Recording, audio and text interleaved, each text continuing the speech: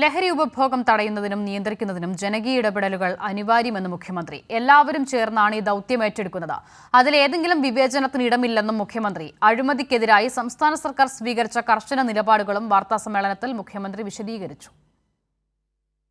ലഹരിവിരുദ്ധ ക്യാമ്പയിന്റെ ഭാഗമായി മതമേലധ്യക്ഷന്മാരുടെയും രാഷ്ട്രീയ പാർട്ടി പ്രതിനിധികളുടെയും യോഗം മുഖ്യമന്ത്രിയുടെ അധ്യക്ഷതയിൽ.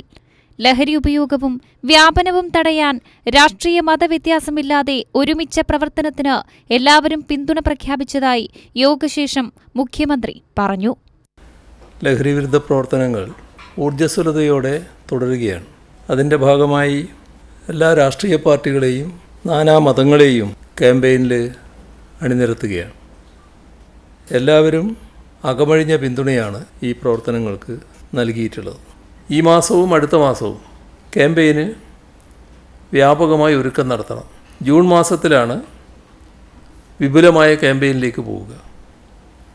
വിദ്യാർത്ഥികളെയും യുവജനങ്ങളെയും ഊന്നിയാണ് പ്രധാനമായും ക്യാമ്പയിൻ നടക്കുക.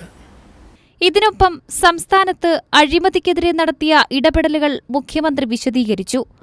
അഴിമതി തടയാൻ ജനങ്ങളുടെ പൂർണ്ണ പിന്തുണയും മുഖ്യമന്ത്രി അഭ്യർത്ഥിച്ചു. പൊതുജന പങ്കാളിത്തത്തോടെ നടത്തിവരുന്ന അഴിമതി മുക്ത കേരളം ക്യാമ്പയിൻ നിർണായക നേട്ടങ്ങൾ കൈവരിച്ചിട്ടുണ്ട്. സർക്കാർ ആവിഷ്കരിക്കുന്ന പദ്ധതികളുടെ നടത്തിപ്പും വികസന പ്രവർത്തനങ്ങളും ദൈനംദിന ജീവിത പ്രശ്നങ്ങളുമായി ബന്ധപ്പെട്ട സേവനങ്ങളും സുതാര്യമായും കാര്യക്ഷമതയോടെയും ജനങ്ങളിലെത്തിക്കലാണ് പ്രധാനം. കൈരളി ന്യൂസ്, തിരുവനന്തപുരം.